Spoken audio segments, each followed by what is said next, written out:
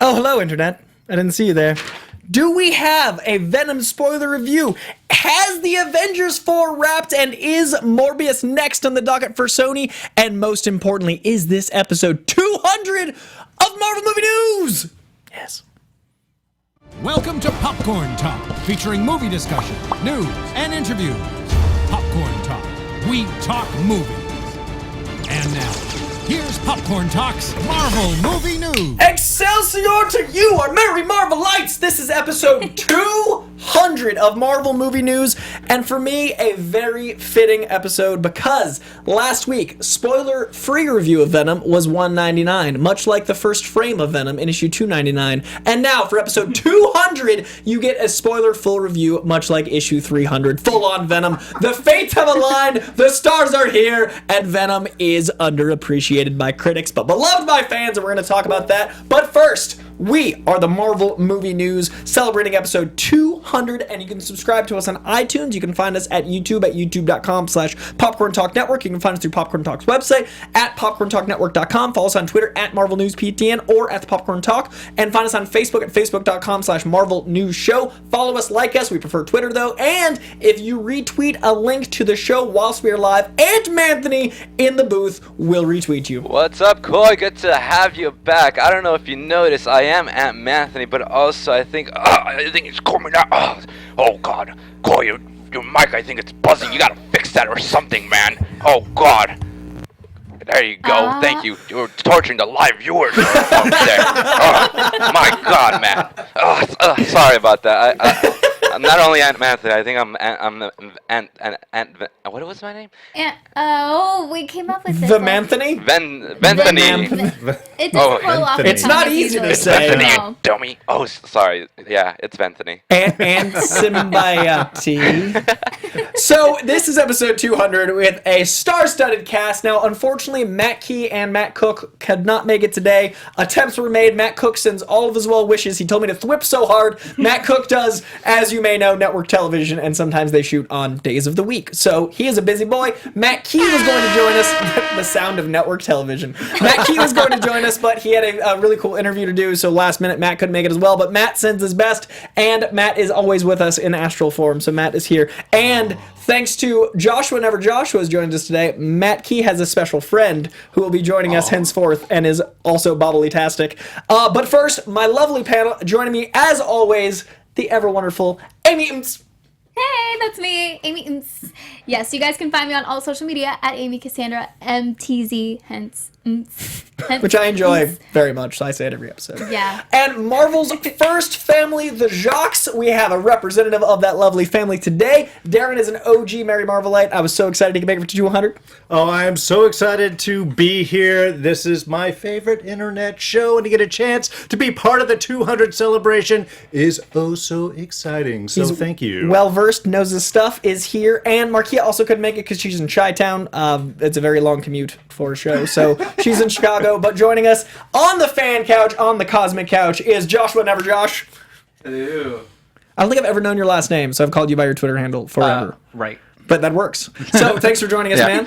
So this is episode 200, but we do have a special guest for you beyond the lovely people in the room, and you may know him by his voice.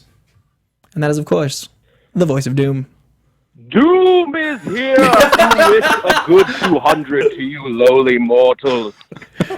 Why, hello, Doom. How has Latveria been this time of year? Latveria is very nice, Coy. Thank you for asking. Congratulations to you. You've reached longer than I ever foresaw. You and me both, Doom. Now, did you see Venom by chance? Do they have that in theaters yet, Latveria? I did. I'll drop the facade for a second. Sounds like a person. So Venom's our first story, and while we have you on the airwaves, what did you think, man? Venom, I think as far as they could do without having Spider-Man, they did an okay job, but it wasn't really a good movie. I kept saying, and we'll get to it, that as a film critic, I judged myself by how much my comic fanness liked it. As a comic fan, I was giddy. As a film, I was like, why am I the happiest boy right now? I mean, that's Sure, that's fair. As soon as he was in a lobster I tank, I was in. I think I had trouble separating what I love about Venom from what was on screen, because I wanted to see the romance angle of Venom, where it's the ex-boyfriend that Venom and Eddie Brock are going after Peter Parker. I always loved that take on Venom, and we didn't get that in the slightest. Oh, that's totally fair. I definitely was able to go like, oh, it's a comedy. That was unexpected, and laugh a lot. But it's certainly like I did the Collider spoiler review, and they're all the like film critic types, and I'm like, guys, we're just not going to see eye to eye here. This is just not going to happen. I was happy. I'm sorry. So good Sir Doom. How else is the world? It's not the worst thing I've ever seen. I mean, that's a bar. Hey. But I got Ant-Man and the Wasp on Blu-ray today, so There's that's the all I plug. need to worry about for the next year. I definitely saw that coming. It's appropriate and convenient that I get my Venom on 200. You get your Ant-Man drop on Blu-ray on 200. The stars have aligned. Oh yeah. So No, it's a good time to be a Marvel fan. now you don't have the same outlet as you always had before. In the last 9 months, what is one thing you very much enjoyed that you wished you could have Marvel movie newsed about with us? Well, I mean, I just said it, but Ant-Man and the Wasp, like, if I can rant for a minute. Oh, please. It was perfect. It was exactly what I wanted that movie to be. It dealt with Hank Pym and Janet Van Dyne in, I think, a great way, where it acknowledged, like, all of the things that Hank Pym has done wrong, but treated him as like a good guy with problems that like that character can always be. And the action was just like, it was great. Like the way that they dealt with the shrinking and growing, and like the badassness of the Wasp that like I've been reading about for years, and people are just like, yeah.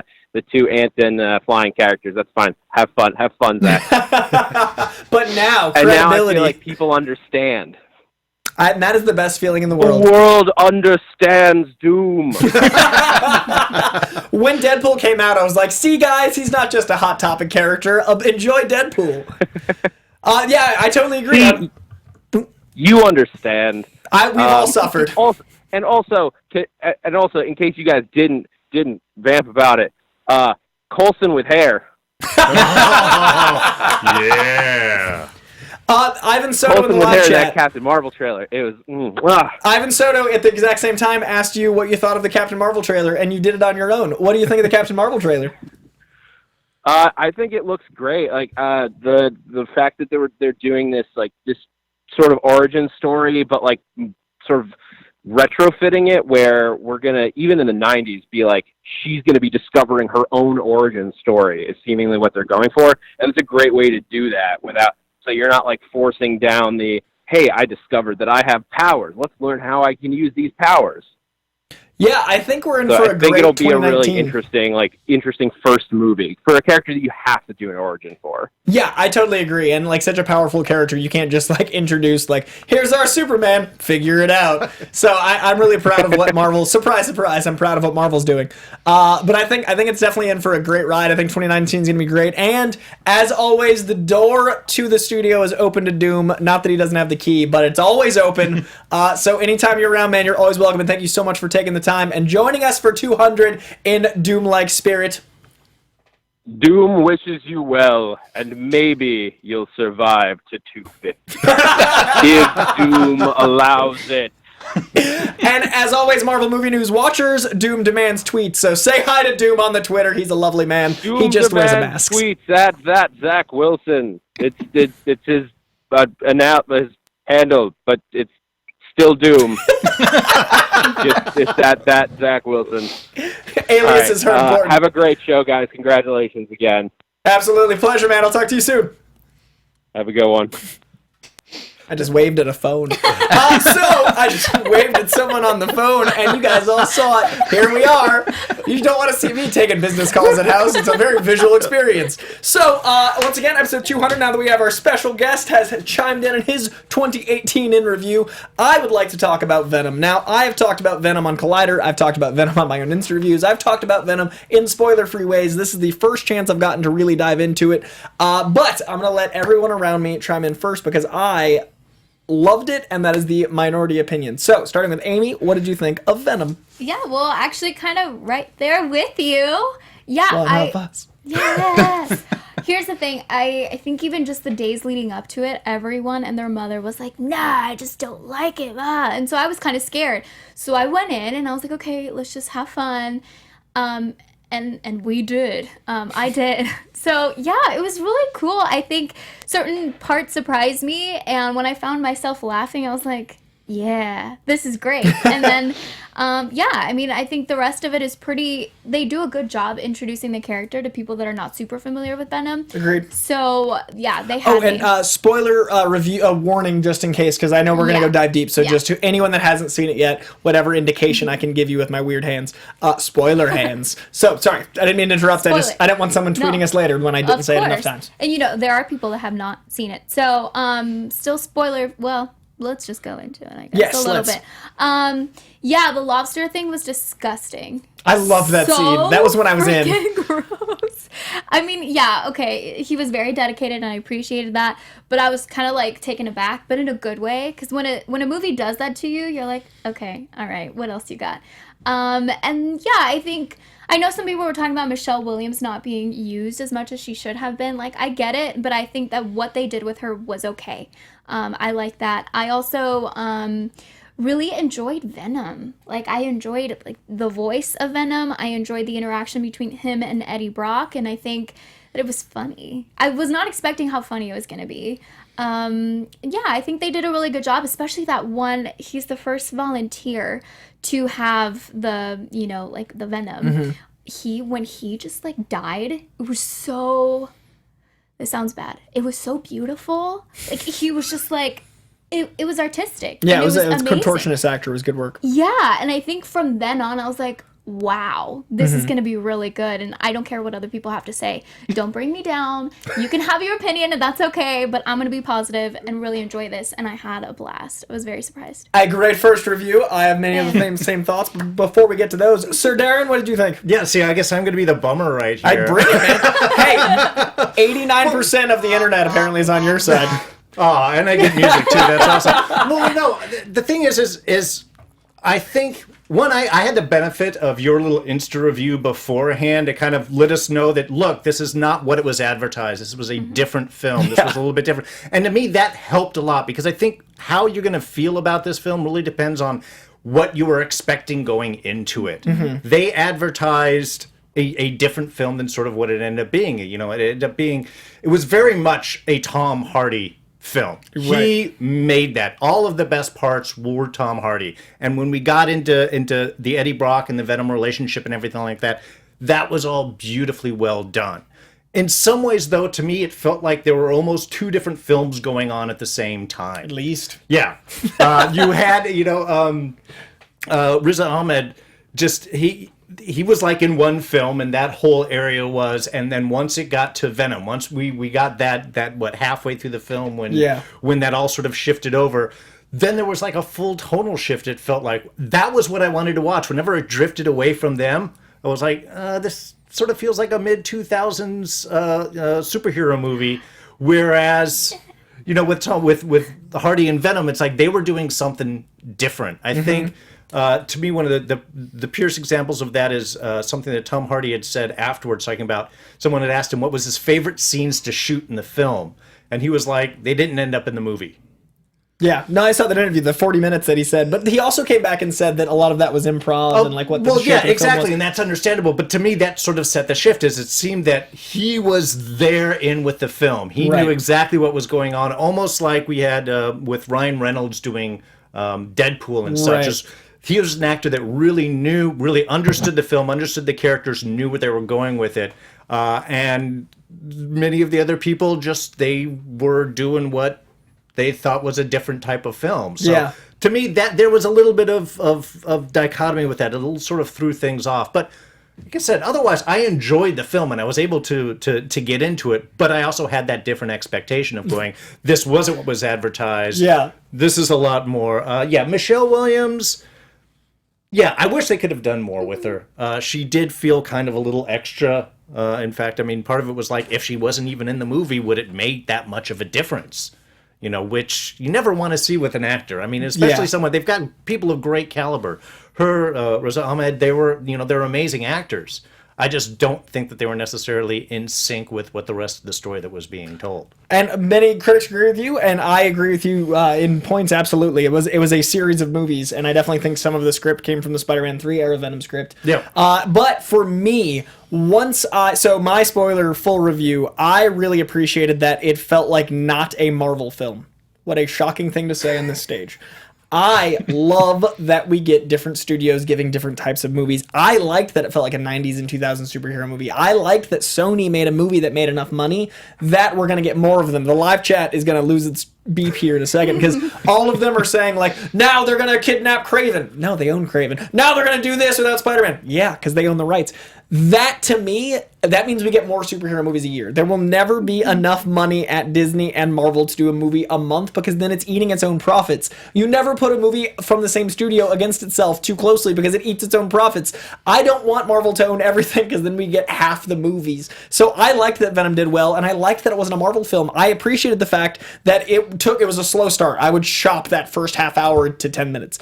But once it got going, it took chances that Marvel might not have. It was a weirder comedy than they would have done. It was like a gonzo journalism experience. It was definitely like, Tom Hardy got to play more than I feel like he would have if they were worried about the world building that if it was setting up other movies. It's setting up the Venom universe, and it was only about Venom. I liked that the comedy never adhered to any other style. I liked that it was advertised as a sci-fi thriller to sell tickets, and then once the movie started, it was a body horror comedy. That was way more exciting to me than a sci-fi thriller because we've had a lot of those. If you want an R-rated Venom movie, watch Upgrade. It's fantastic. If you want a PG-13 weird comedy, Venom is weird. I just tweeted an image from the animated series of Venom like driving and honking his car to get Spider-Man's attention. That's the character. He also used to like kill people, make jokes about how good the joke was he made while killing them to himself while swinging away. Venom is as weird comedy as the movie was. That's the exact Venom I didn't expect, and apparently that's the one I wanted because about an hour into the film I was like, oh, I never knew this is the movie I needed. And as much as I love movies that build, I also love movies that you can just throw on. I will be watching Venom with a beer in my hand on a Friday night before I'll be weeping into Infinity War. I love Infinity War, but I have to like fortify, like I have to prepare, and like that's something that's a special thing. So it's like when you want a pound of cookie dough to the face, or when you want an ornate cake. Sometimes an ornate cake is required for weddings. Sometimes you want to have a 40 and a pound of cookie dough, and this was a 40 and a pound of cookie dough, and I really liked it. There's actually no spoilers in that review I just gave, but I really liked that it took chances. I liked that it was weird. I liked that it felt like a 90s buddy cop movie. It was like Riggs was Tom Hardy and Murtaugh was Venom, and like that was great to me. So I dug it, and I'm very sorry that a lot of people didn't. And let's see what we got. Yeah, no, they don't all agree.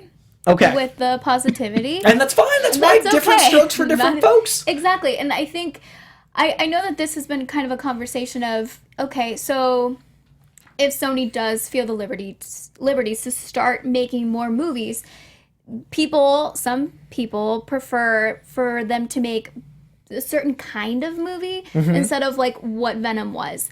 And I'm coming from the perspective of like, I want more people to fall in love with comics this way. Yeah. And I think that's just the main difference of opinions. Every comic has a different writer. Every comic run has a different tone. All of those things are like the diversity of comics. And that's what Venom was for me. I get the quality over quantity that a lot of people are saying, but I would rather have not just the quality that someone thinks is quality. I'd rather like be able to laugh and enjoy than necessarily build higher stakes. Like the Fast and the Furious movies are a lifesaver to me. And there's a scene where The Rock pushes a missile on ice while someone's driving a Lamborghini in Antarctica. That's not quality to some, but it's quality to me and it's entertaining. So I want that disparity of films. If everything's linked to one thing and everything is one style of film, then we never get the chance. If I love Runaways and Cloak and Dagger, but I also love Daredevil, those shows cannot go together. That would never be the same quality. Some people think pacing issues. Some people enjoy it. There's different stuff. I could not get into Agents of S.H.I.E.L.D. To me, that's not the thing that I enjoy. So I just don't think it's fair to judge something as a universality when literally art is described as subjective. So to me, this art was glorious and weird, and I dug it. So I love that there's a conversation. I love that Sony now made enough money that they can continue this conversation. And I also want to know, as a fan, what do you think, man?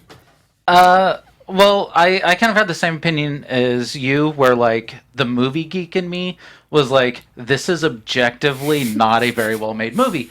But at the same time, I was like, I am having so much fun watching it. And yeah, that lobster scene was great when he's sitting there and he's like picking everything out of the trash, like trying to figure out what he can eat and not get sick. I was like, this is brilliant. Pussy. And yeah. And then the scene where Venom is sitting there and telling him like, on our planet, we are a bit of a loser too. Like, it was so tone perfect that it actually makes me more optimistic for what Sony's going to do in the future with Morbius and casting Jared Leto and Kraven the Hunter. And if I can give a little bit of an unpopular opinion, sure. I think, like, I know that they talked about having Spider-Man in the Kraven the Hunter movie. I think they should get away from that. Like, I like the idea of a Spider-Man kind of being central to this whole universe, but I don't think it should be Spider-Man. I think it should be Spider-Gwen and cast Saoirse Ronan to play her. I mean, I'm all about a Spider-Gwen movie, man. Any day of the week. Yeah, like that way you're really differentiating yourself and separating yourself from the rest of the Marvel movies. Like, don't do Spider-Man. Have Peter Parker, the one that died, keep Gwen Stacy as your Spider-Person. I think there's infinite options, and that's what's fun about Kraven, and that's what's fun about Sony doing this, is they don't have to tie it into Marvel. They don't have to world build. They can have fun, and they can do 6 movies and then have Sinister Six be all these characters having origins separately without Spider-Man. They can all have a need against Spider-Man. There's all these things they can do, and a bunch of people are disagreeing is why the internet's fun. So I agree with your disagreements, and I agree that quality and quantity, all the buzzwords that are being said, I have said about other things, and I think you can have quality and quantity, but I think that quality is subjective, was my point.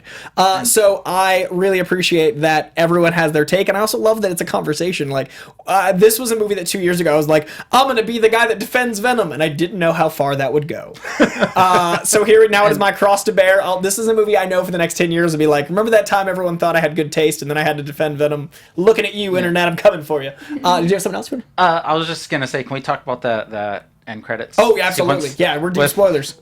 I think it was on this show. I think you were the one that predicted when they cast Woody Harrelson that he would be Carnage, and it was I was a little iffy when I first heard that, and I don't know about that wig, but You don't like Carrot Top Harrelson? But I mean, his dad is a real serial killer. Like his Woody Harrelson's story is insane. Woody Harrelson has survived some of the most traumatic stuff and come out a great person. So first of all, Woody Harrelson, you're great. But also, like, he plays those sociopaths so well that when they cast him, I was like, it'd be a waste to put him anywhere else except for maybe as Jonah. Like, I'd either have him as Jonah or Carnage. So I really liked that at the end. Not only was it a PG-13 movie, and then you see Carnage writing in blood, and it felt direct, like that's Carnage. But it gives us the opportunity to play with tone and do all this other stuff. Scott Welsh, Venom Boys.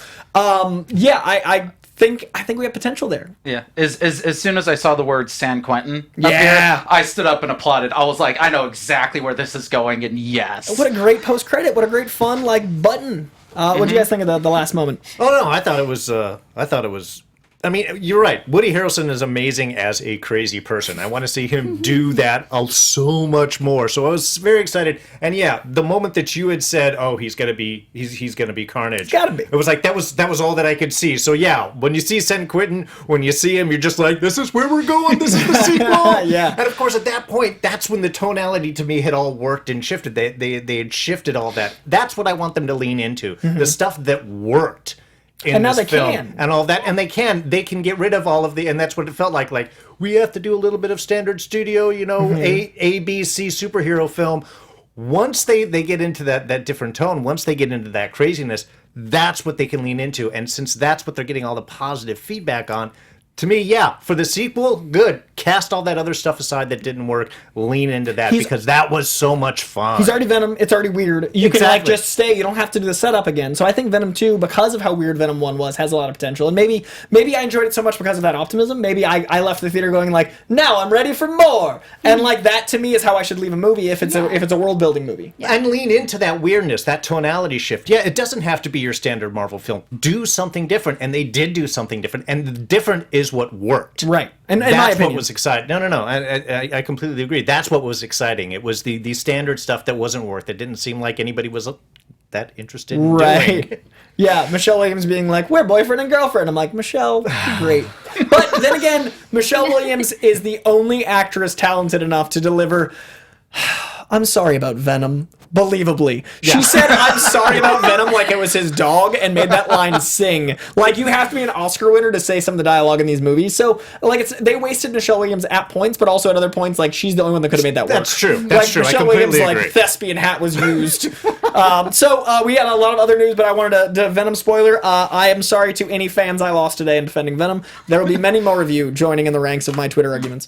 But in the meantime, we need to talk about another Venom piece of glory, and that is Eminem did a Venom song, and there's a music video for it, which surprised me because I did not expect a budgeted music video to go for that. But even more surprisingly, you may remember about a week ago, there was reports of the Empire State Building, and everybody was like, what's going on? There's this insanity at the Empire State Building, and they were doing a light test that was disturbing tons of New Yorkers. We now know what that light test was for, and it is an even bigger budgeted video, and it is Eminem went on Jimmy Kimmel to perform Venom on top of the Empire State Building. And I just want to repeat that sentence.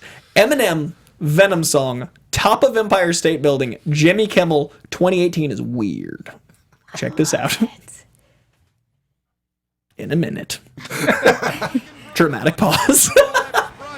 So we can skip ahead to like 2 minutes, just a random moment in the video, because it's all weird for 8 minutes. This is the top of the, like, this is where King Kong ate Fay Ray. Like, this is a weird place to be. And, like, this proves he's the GOAT to me. Like, that's, what? Yeah. The song's not even that great, but this all works for me. Yeah, that. What a weird choice. I love it. I love it. Oh, absolutely. So yeah, this Venom situation has escalated. It made all the money. It had enough money to rent the Empire State Building outside. And I love the Kamikaze album. This is perhaps my least favorite track on it, but I'm loving it more and more because of how weird it's getting. And catchy. And it's weirdly catchy. Yeah. I have Venom stuck in my head all the time. And also, like, I want to point out that we're living, and I say this often, but this is episode 200, so I'm gonna stand on my soapbox. We're living in an age where there is on, like, CNN and major news sources, the Flash movie has been delayed, or we have a Venom movie breaking records, or you can tune in to Cloak and Dagger on this season, and this on this season. No matter what, at the end of the day, whether you disagree with the quality of something or the quantity of something, we have so much to be thankful for and so much to be appreciative for. Any viewer over 20 remembers when we were reading Wizard Magazine as a hopes and dreams rag. It was not a thing that was real. Now we're living in an age where you can say Oscar nominee Tom Hardy, Venom, with a song by Oscar winner Eminem, Jimmy Kimmel, and that all works. So I gotta say, as optimistic as I am, it comes from a place of appreciating how much we have. Like, gratitude is so important. If you meditate or don't, if you're spiritual or woke or however you feel about LA bullshit, being appreciative and having gratitude is the most important thing you can do for your life. And I am so appreciative, not just to this content, but to you guys, because you're here supporting this, which means more of it exists, and you're here watching us talk about it, which means we can do this. And I just think that, like, without this amazing synchronicity, without this symbiosis, we'd all be lost. So thank you all very much, and I just appreciate this content and this level of crazy being out there. And speaking of appreciating content, we have a live read. We do. Tangents. Hello. Yeah, so we want to talk to you guys about something that we've talked about in the past, and it's Loot Crate. So Loot Crate, they are a monthly subscription box that is delivered straight to your door with exclusive pop culture collectibles, apparel, and gear. So they do all the designs themselves, which is super cool, and you can really, like, nerd out and fangirl. So they have multiple different kinds of Loot Crates that you can get. So they really appeal to all kinds of nerds everywhere, like DC nerds, Marvel nerds, Blizzard nerds, Harry Potter nerds, hashtag Potterheads, oh my gosh, Nickelodeon, WWE, Fallout, everything. So, and you can also always get a t-shirt. It's guaranteed in every single Loot Crate box, which is very exciting. So all you need to do is so here's the thing though. They do sell out because they're super popular, so you need to make sure that you get yours before they do. So all you need to do is subscribe right now by going to lootcrate.com/Marvel Movie News. That's us, hey. And then you just enter the code Marvel Movie News. That's us, hey. To save an exclusive 30% off your subscription box. So again, go to lootcrate.com/Marvel Movie News and enter our code Marvel Movie News, and then you'll save 30% off. Heard of those guys. The Marvel Movie So News. we also have to talk about the other news besides just reviews. Did you guys have anything you wanted to say about Venom? Can I just say, like, yeah, Venom's kind of a divisive movie, but one of the few beautiful things I'm writing about America is we can all have our own opinions, and please don't poop on anybody for theirs. Yeah, I agree. Like, you can poop on like- the thing, but not on the opinion. 'Cause Yeah, it's an like, opinion. I know Yeah. people that dislike it, I know people that like it, and they argue over it, and it's like, why? Just enjoy what you enjoy. If you don't enjoy Venom, there is something else for you. Yeah. Cookie dough cake metaphor, man. Oh, yeah. Exactly. Very good. All right, so we are going to move on to Black Panther news. It's official. It was assumed for a very long time, but now we can say it with all definitiveness. Ryan Coogler is writing and directing Black Panther 2 as it should be. I am so glad that happened. The movie made $1.3 billion, so you know that dude got some money in that sequel contract. I'm so glad he didn't sign on for 3 films, because if he had, he wouldn't have made that money. I'm proud of him. I'm stoked for him. I'm happy for everything about this setup. Basically, that movie made all the money, so he had a lot of ground to stand on, and that means we'll probably get a lot more creative freedom in the sequel. The first one was a very, very bold world-building exercise and all those things, and it didn't seem like there was a lot of studio meddling, because a lot of times studios do that, but Marvel's really good about not. Now I can't imagine how much leash they're going to have. Like, this movie can be bigger, bolder, crazier, and Ryan Coogler has a lot of ground to run with, because, hey, he kind of proved it. So I'm really excited about not just the officiality of it, but the idea that this just got signed. When I heard it just happened, I was way more excited, because that means there was a year of negotiations, which means he gets to make the movie he wants. And if you haven't seen Creed, stop watching right now. Go watch Creed. If you haven't seen Fruitvale Station, finish watching, then go watch Fruitvale Station. Like, his resume is insane. He's done 3 for 3. He's incredible. I love Ryan Coogler. I love this cast.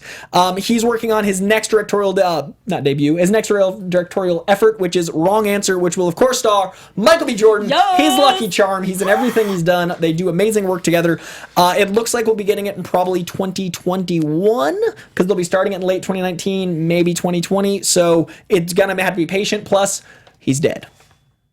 So we'll have to see how that goes. Black Panther is dead. So what do you guys think about the Ryan Coogler knowledge? I'm right there with you. I love Ryan Coogler. So, yeah, I also saw Fruitvale Station and Creed, and I'm super pumped for Creed 2, even though I know he's not directing. Anyway, it's fine, though. I'm very excited. But yeah, I think Black Panther, when it came out, it was a whole revolution. So for us to know that we're still gonna be in that world and nothing's gonna change in the direction we don't want it to, makes me very, very happy. And I think that fans, 99% of the world loved Black Panther, and for that to be like continuing on that way, it just makes me so happy. I'm just so giddy. I'm pumped. Yeah, and I love the fact that they actually took time, that he took time to make sure that everything right, that everything was looking good, that everything was lining up perfectly for him, because I love that they are keeping him on. I mean, it's very smart to keep Ryan Coogler onto this film,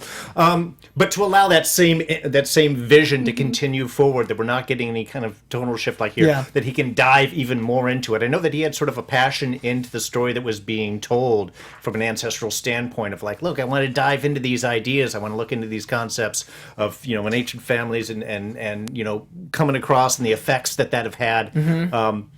And now the fact that he gets to go even further into it and keep that vision going, I think it's excited. I love the fact that they took the time and didn't rush in, was like, it's a hit, great, plug him in, get him starting going. And he's like, no, this has to be done right. I'm going to take the time to do it before we give a green light, go ahead. And you're right. That allows the effects of Black Panther to have played out, Settled for him in. to come up and be like, so this is what I'd like to do now, and you're going to let me do it, aren't you?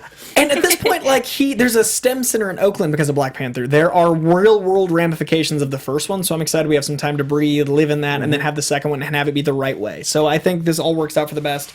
I really think that, like, I wanted the first one to be that Oscar situation. I think that as time evolves, that could be the situation for Oscars going forward, because it really is overdue, and Black Panther 1 was, like Logan, a movie that I thought should really, really get attention for it. So there is an Oscar campaign going for Black Panther 1 in line with this sequel being moved forward quickly.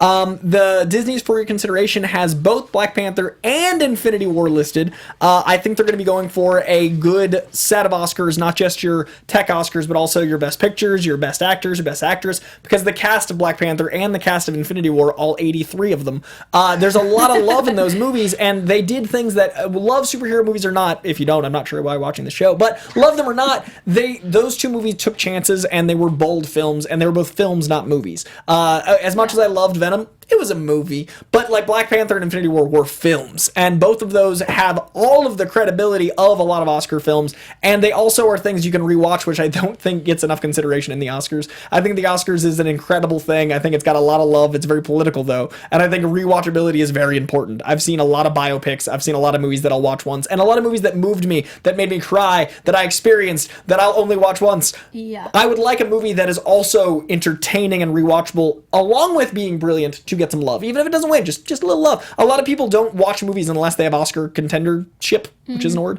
But this would give the credibility to the genre. I think is a bit overdue. Yeah.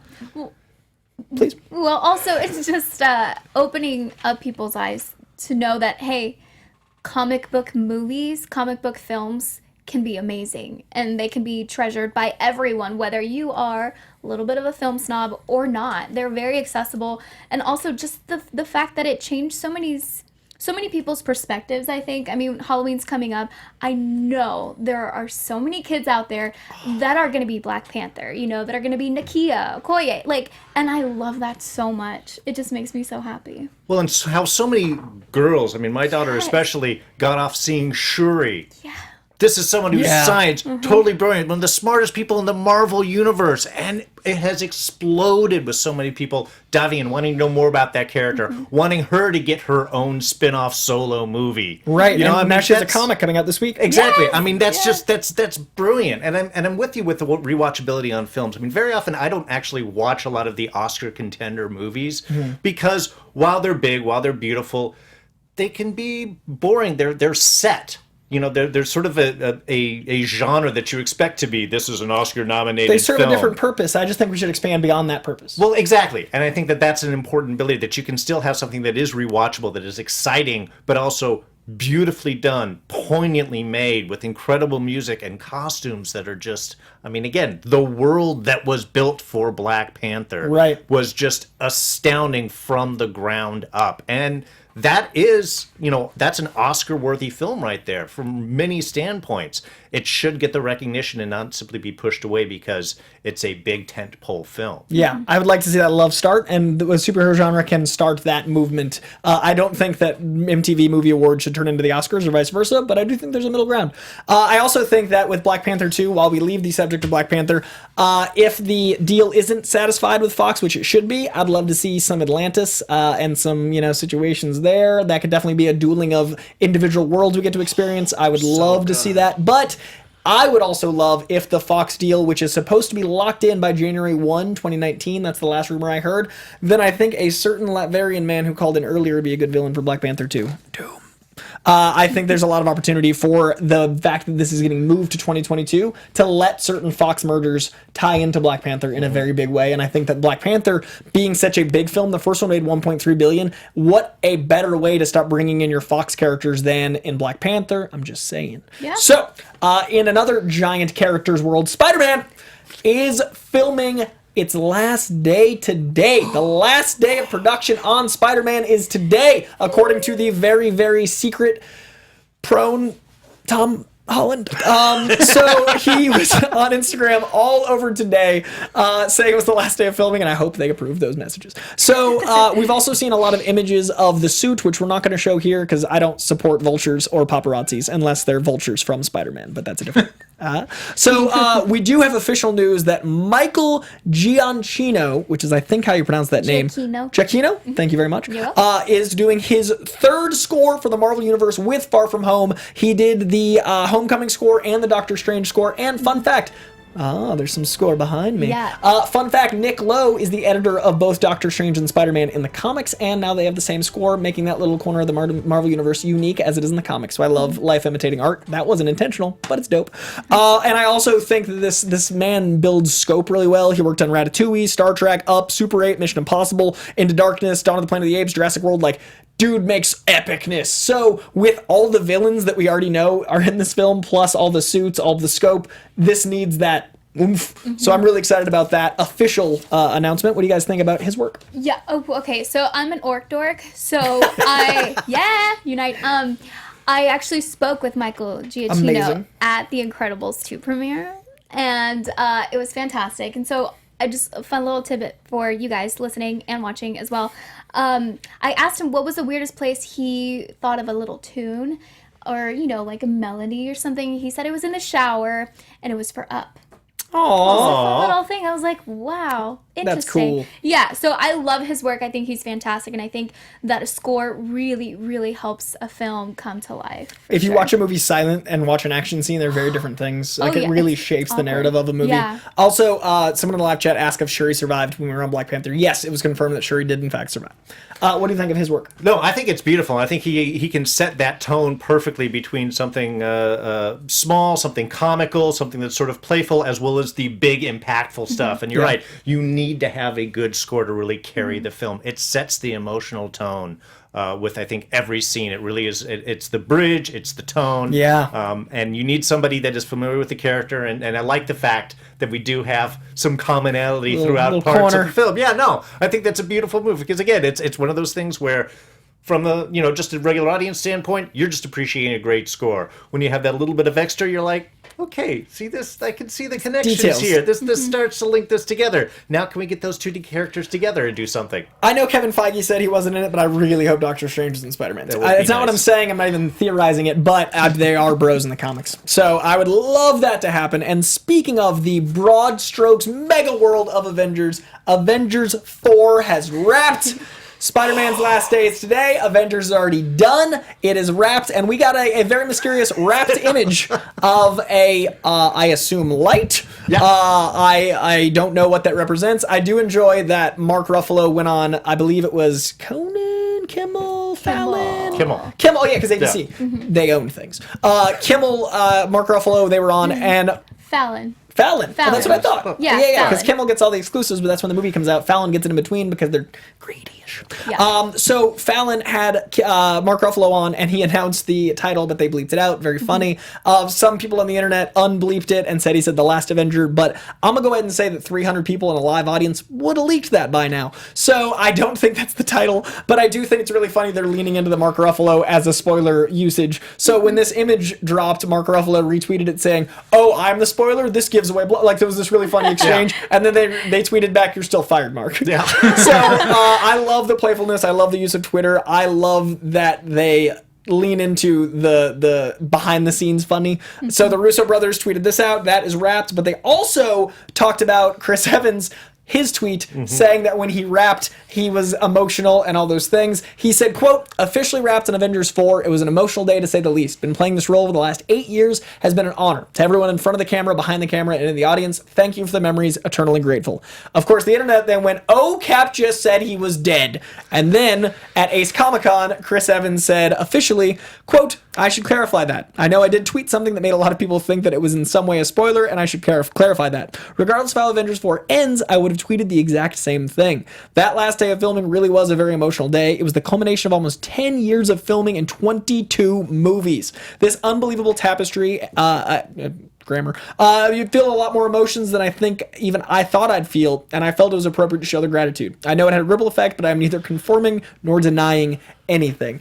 I don't think that tweet would have gone out if it was as spoilerific as we assume it is. I also think that they don't shoot films in order, so he could have died 6 months ago when they were filming.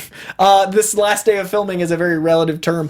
If Cap goes, I think he does, then this doesn't necessarily confirm that, but I don't think this tweet would have gotten out and been up as long if it was as big of a spoiler as it sounds. What do you guys think? Yeah, he is much too savvy. I mean, the difference between him and Mark Ruffalo and Tom Holland. I mean, they lean in. The studio's now leaning into Ruffalo and Holland's ability to spoil things. I've heard he got the whole script for Avengers 3, and no one else did. Yeah. I heard. So I think he knows exactly what he's saying. I think he knows exactly what he's doing. And I even thought I had saw a follow-up that said something along the lines of, if they wanted me back at any point, I would be happy to go back. So I don't think this is the end for Cap, and I think it would be.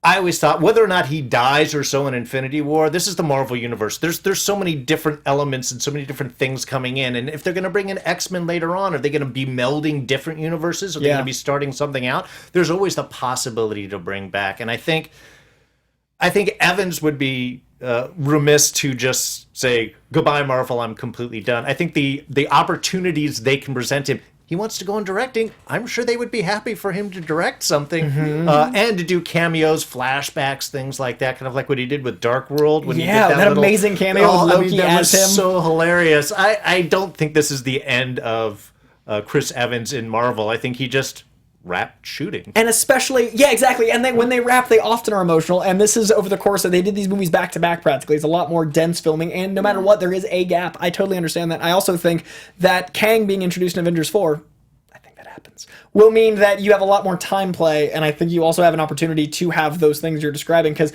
when you start playing with time, which we know is a factor, and I think it's Kang, I think that happens. I think Steve Rogers is definitely going to have a factor in the future. What do you think about this tweet? I think I'm still pretty fragile from Infinity War. So anytime that people are like, well, he might die, but this doesn't mean, it just stresses me out. I just want everyone to be okay. I want everyone to just save each other and everything to be sunshine and rainbows. That's all I want. But it's That's not the world. As long as it ends in a giant hug with everyone, a giant group hug, then that's all we need. You see, there you go. That's why they haven't said Avengers Assemble yet, because when they do, they hug. Yeah. That's why Avengers 2, they cut right then because it's just a big group hug. That's Avengers hug. That's the title. Also, live chat while on the subject of Chris Evans' Twitter. Colt Badeau, I completely agree. I don't get political on a lot of shows, but I will say politically that Chris Evans is Captain America on Twitter. I support actually, I'm going to say it. I support everything he says, and I am a very big fan of his stances and how he says them and how intelligent he is, and I will get political, but I'll let him be my captain any day of the week. I'll go further than that and say that Captain America wants to be Chris Evans on Twitter. Yes. Yeah. Yes. Totally agree. Couldn't put it better. So I do also want to bring back up Sony. We're going to start with Venom and end movies with Venom by saying that Morbius is the next villain. Now, I know things I can't talk about, so I won't, but I will confirm that this movie is moving along. I think you'll find some stuff out sooner than you think, and I think you'll like the things you hear. I think that Morbius is going to surprise people. I think it's going to be a great step in the horror direction. I think that Sony is smart to be very quick to follow up a 2 #1 weekends movie. I think that this is a great opportunity for them to have something that isn't necessarily tied to Spider-Man, but is tied to Spider-Man if they want to keep going that direction. I think this arguably makes sense before Kraven, because I hear they're doing the Kraven's Last Hunt storyline, which needs Spider-Man. So I think doing 2 movies without and then bringing in Spidey, plus it gives Spider-Man time to get a little older. Kraven's Last Hunt is very dark for Tom Holland right now. So Morbius as the next movie is confirmed as far as I've heard. Jared Leto is playing Morbius. They are shooting soon, like February. So February 2019, we're going to start on Morbius. I think things are going to be... You'll hear things soon. I really don't want to get in trouble. So I'm very excited about Morbius. And before we move on to TV time, anything of that last barrage you want to touch on? I was trying to browse quickly through news. So much. Yeah. Chris Evans is the Cap that we need right now. Like I mentioned earlier with Venom being as enjoyable as it was, that gives me hope that Morbius is going to be better than I had initially thought when they announced it. And Jared Leto he's pretty great and everything. I was a little iffy with his Joker, but even that was it was an interesting take at the very least. So I think Morbius will be good, and I don't think Chris Evans is done with Cap. I didn't read that from that tweet. I just like you, I thought he was just we're done with the movie. Okay, gotta go to the next thing. I think that Marvel's gonna be more than happy to throw some money at him to have him come back. Yeah, he is the heart and soul. So yeah, we had lots of small news, lots of things wrapping, lots of things starting, but in the world of TV,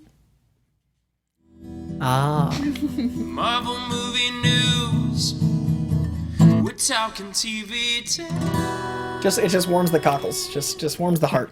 So we are excited about the docket of TV shows, but I'm gonna bogart the TV talk a little bit by saying now that we're after the embargo on tweets and talks, Daredevil season 3 is so good. Daredevil is my favorite corner of the Netflix universe, and I would almost kind of argue that Daredevil is my favorite long-form media out of Marvel. I think that Netflix shows allow for things the movies don't. I think the budgetary restrictions with street-level heroes is less prohibitive, so in many ways I think Netflix shows might be better than the movies. I will not start that argument, but that said, Daredevil Season 3 might be my favorite of any of the Netflix shows. It lets the characters breathe. They're really believable. The Kingpin Matt Murdock duality is even more at the forefront. The character that you've heard teased is in fact in it. I won't say it because in case you haven't read that rumor and spoiler on the internet, he is incredible. They give him a full origin episode. His origin is brutal. They actually make him stronger thematically than he is in the comics. There is a moment where you will get to experience him in a way that he hasn't gotten to be in the comics. Also, the relationships with Karen Page and Foggy and Matt reflect the source material more than you expect. This show, top to bottom, visually, thematically, the writing, the acting, is amongst Marvel's top, and it's perfect. I cannot stop watching it. It's expect the best, and you'll still have your expectations exceeded. You cannot prepare yourself for what's coming Friday. It's so good. I'm so excited. Spoiler free. That's as spoiler free as I can stay. It was so hard not to give anything away. It's real good. So Daredevil is incredible, and you'll see what all that vague booking is about once you watch it Friday. Next week we're gonna do a spoiler free, and then the following week we'll do spoiler full. But as I've seen a good chunk, I wanted to say your expectations, clear time this weekend, Friday, Saturday, Sunday. Let your family know you're busy. Let your work know that you're not going to make it in if you have any work on Saturday or Sunday. You've got stuff to do. So Daredevil's real good. Now, things we can talk about. You want to talk about The Gifted? Yeah, The Gifted. So we just had episode 3 of season 2. And we actually, at AfterBuzz, our sister network, they do an after show for The Gifted. So you are welcome to check that out. That's on AfterBuzz's superhero sci-fi fantasy, there you go, channel. And then also we talked about it a little bit on Marvel TV Weekly, which airs on Sunday nights, mostly at 10 p.m. Pacific Standard Time. 9, just kidding. 9? 10 p.m. That's not my show. I'm not. I'm trying to find the corners of my mind that store this.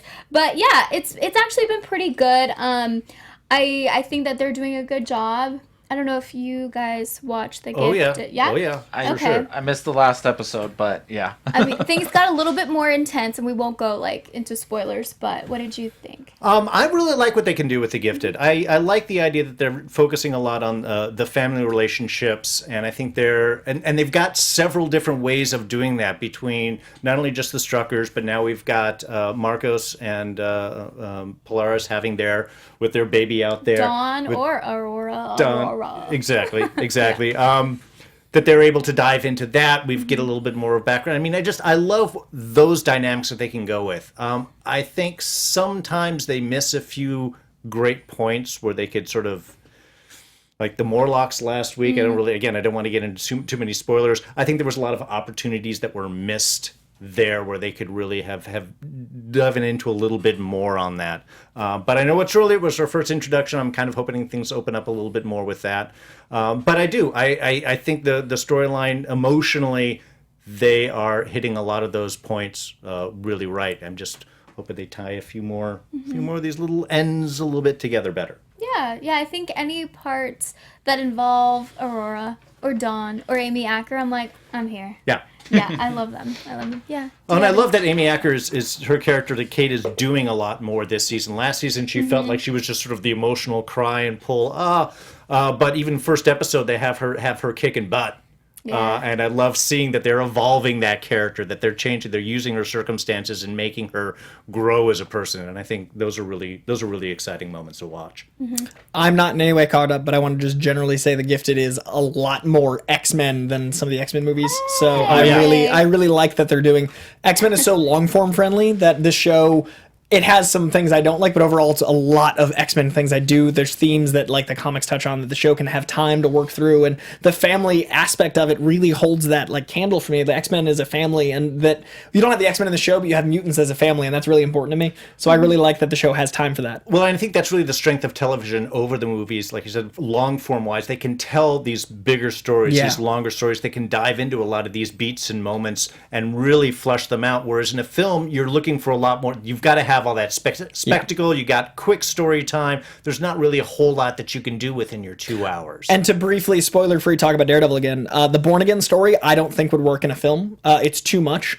And Born Again is glorious in the season, and they have so much time that you're invested in all the side characters in Born Again that you have to be. The way Frank Miller writes, it's not Daredevil story, it's Hell's Kitchen story. Right. And I really think that The Gifted does that well, in that it's not about the X-Men, it's about mutant kind, and about mutant kind versus humanity. And though I'm behind on the show, that really struck me in that Fox let the show be that, and they're not focusing on too much of like the prettiest actor. They're doing the show's scope well. And they're letting show the different points of views that they have versus, not everyone is necessarily a bad guy. It's what they're willing to do to achieve their ends. Right. And I think that that's so much more interesting to watch as opposed to this is just a villain, this is just a good guy. Even bringing in the Morlocks, they're going to prove, I think, to be maybe a third party that may be good, may be bad, depending because their interests lie in their own certain direction. And their own survival. Exactly. That's all it is. And I think that that's something that they can really tie into a lot in through this season. I'm really hoping that they expand out.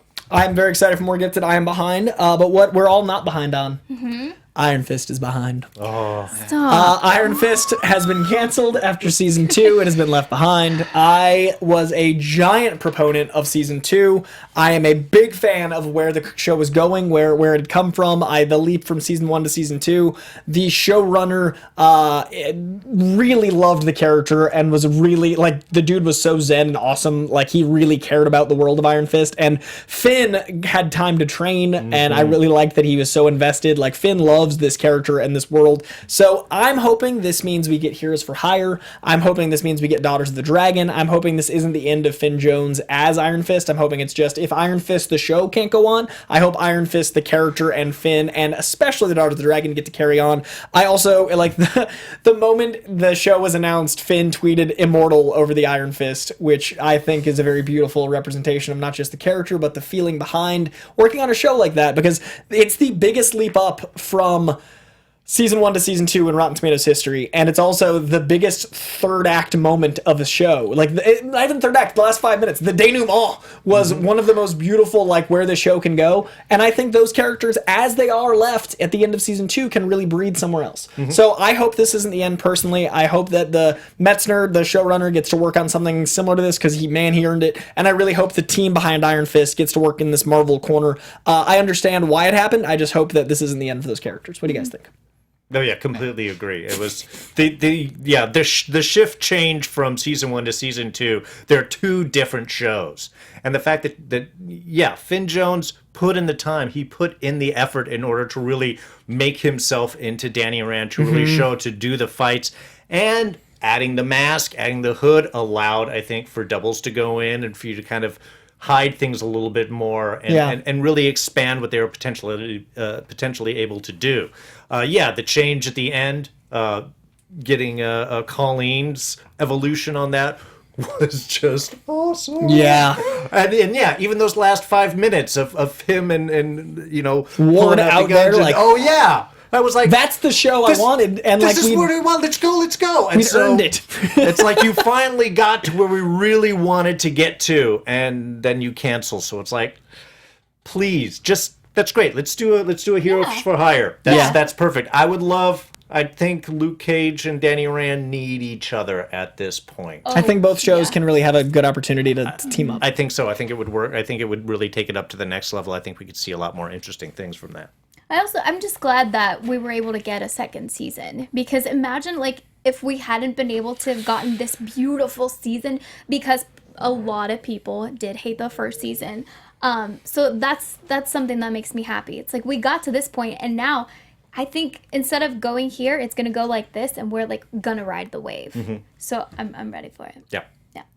I believe that is all of the news of TV and film today, but it is our 200th episode, so I wanted to give some extra time to some Merry Marvelites, and a Merry Marvelite sent in a video, a full stop motion video of this very occasion for episode 200, so I want to thank the good people or good person, I'm not sure, at Poop Shoot Productions, which I really hope also that is a Jay and Silent Bob Strike Back reference. I think it is, but I hope so. Okay, so check this out. Excelsior, you Merry Marvelites, and welcome to Marvel Movie News. I'm your host, Coy and with me as always is the lovely Marquia McCarty. Thanks, Coy. How's your face after I shocked it with lightning? So much better. Ready to talk some more Black Panther? Oh no, we're good now. Okay then. Anyway, here for our 200th episode is the return of the Sorcerer Supreme, all the way from the Quantum Realm, also known as Geek and Sundry. That's Key! Hey guys. Good to see you, Matt. Thanks, Marquia. Ready to travel to the multiverse with me? Sure, hold on. Wait, what? You're just gonna leave me here to host alone? Don't worry, Coy. You got this. Anyway, gotta go. Bye.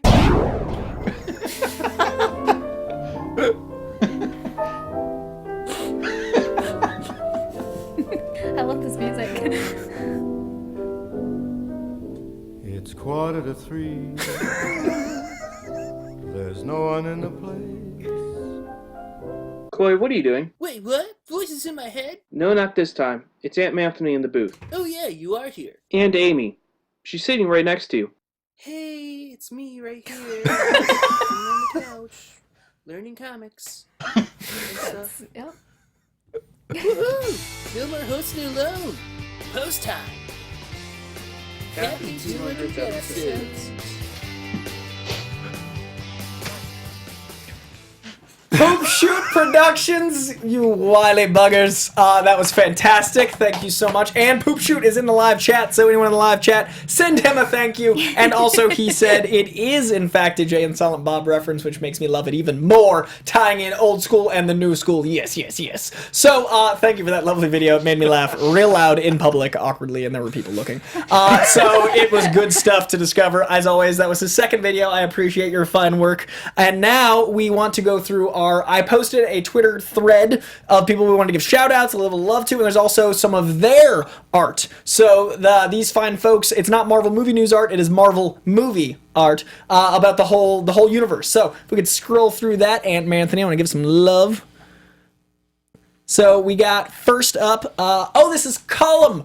So Colum is an Irish artist that is incredible. He does insane work. Mr. Colum Griffin, he does actually the Collider covers. So he did issue 200, 250. He is the coolest dude. When I went to Ireland, he gave me a tour around Dublin. What? Dude is the coolest. He's incredible. He's an artist. He actually gave me 2 of his indie books. So if you love indie comics, definitely check his out. He's an incredible human being, someone worth supporting. Hunt him down. And then we've got a Gamora piece of art, which I am a big fan of. It is so good. I love the sword. I love the detail. And I'm going to open this up on my own screen because that screen is dark. And then what do we got next? Oh, yeah. So Blackbeard has done a lot of work for Marvel Movie News. He is, in fact, still my Twitter banner. Blackbeard does incredible stuff. I am always very appreciative. This is his Venom work. And then we've got some... So this made me laugh because the dude does what I always do, and I tweet really quickly, and I accidentally, sound like I can't tweet.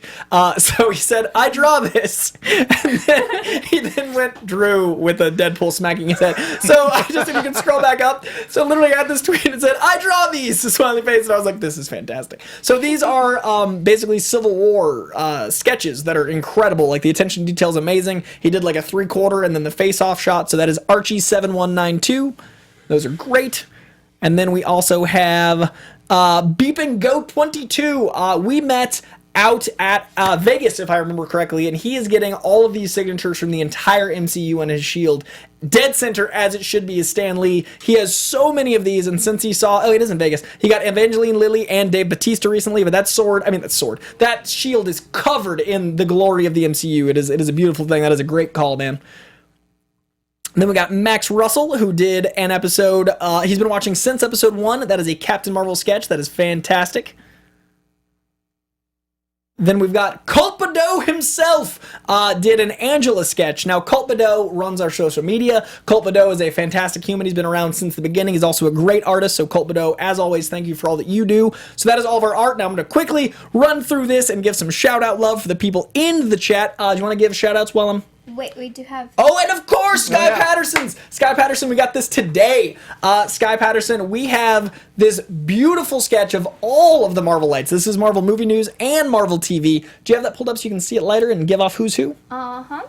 I will in just a few seconds. I know I'm on the left.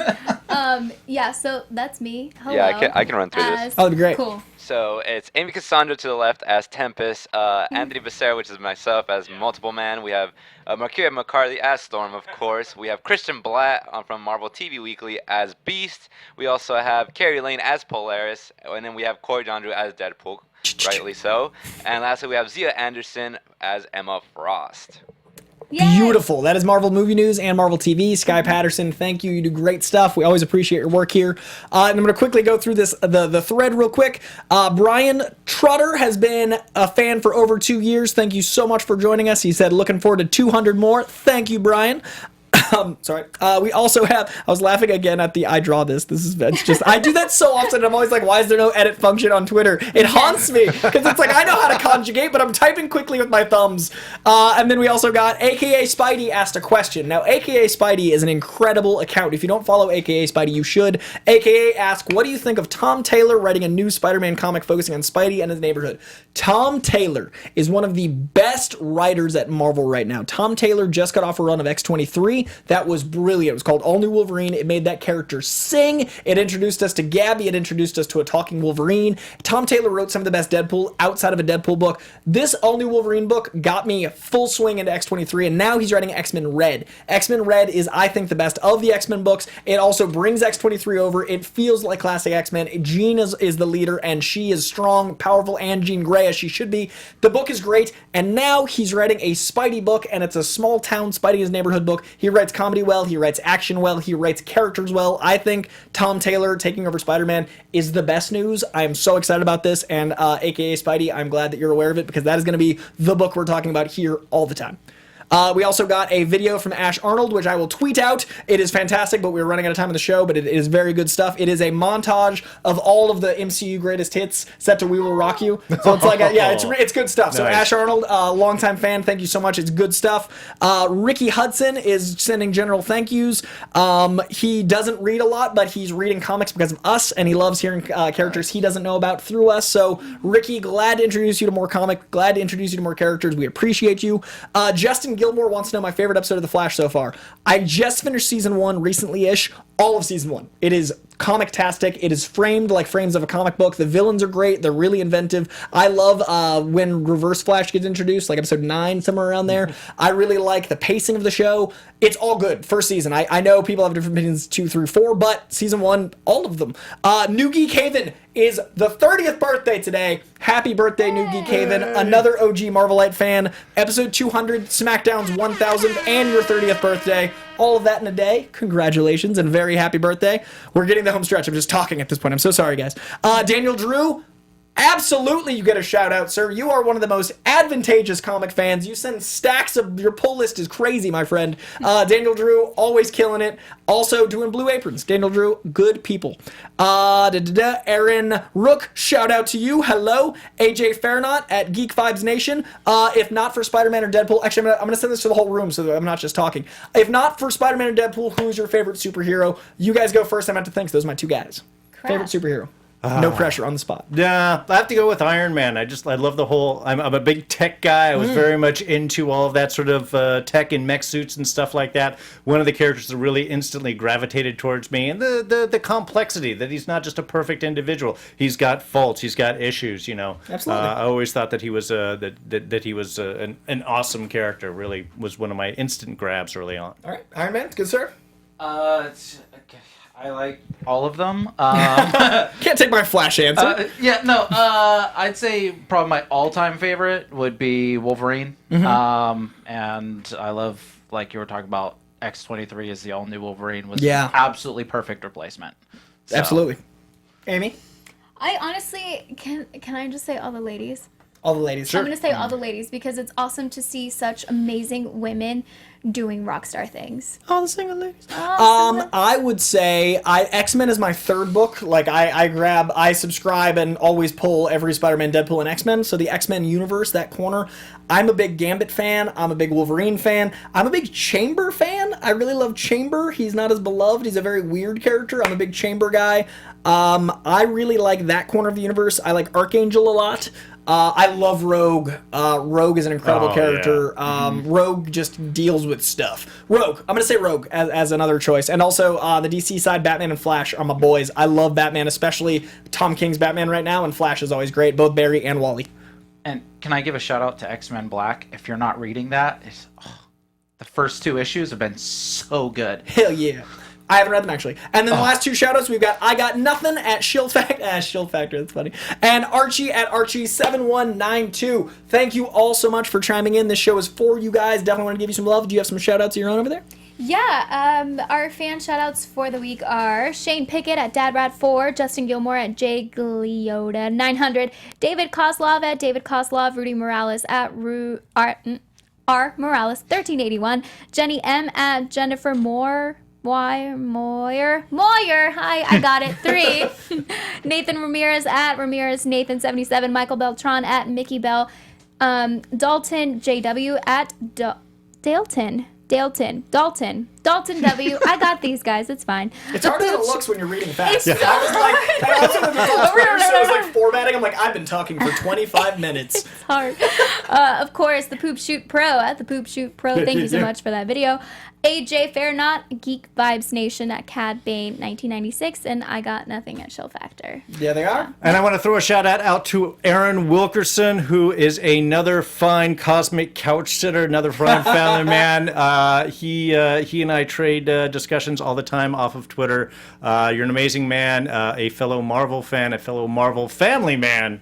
So I got to take this moment to shout out to you, man. Aaron's good people. Yeah. I like Aaron. Ooh, one more. Just for everyone that was super positive in the chat today, thank you for the positivity. We appreciate your support, and keep the comments going down there.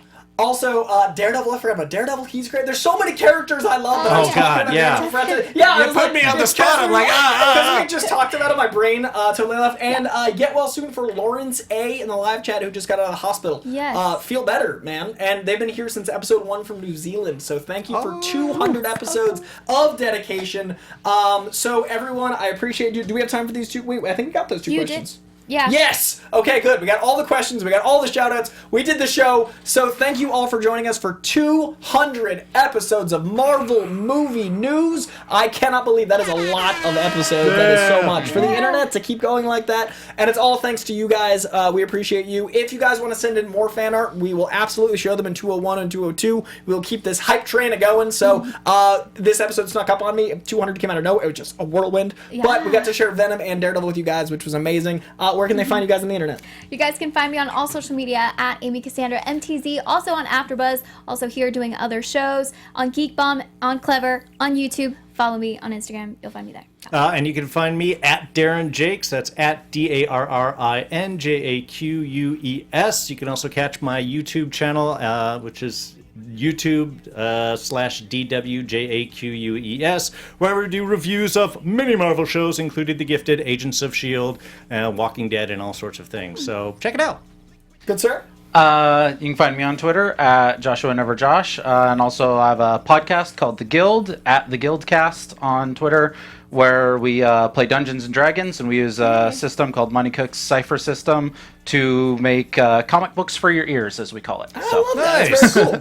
You can find me here and at Collider Heroes every Wednesday, and you can also find me on Twitter and Instagram at Coyjandreau, COYJANDREAU. And on Instagram, I like to do interviews about stuff that you guys like, so send me suggestions. I love your ideas. And also, you can find me on Arena, which is an app in your phone where I give you guys money for playing trivia. It is a fun game. It is trivia-tastic. And most of all, thank you all for loving comics. Thank you all for loving movies. Thank you all for being positive. That is the only way the world works. If it seems like I'm only positive about this stuff, is because there's enough badness in the world. If you turn on any channel but a comic book or movie channel, it's usually some shite. So I am very happy to have a safe haven here with you, and I appreciate you guys. You got us to 200. So thank you all, and we'll see you next week.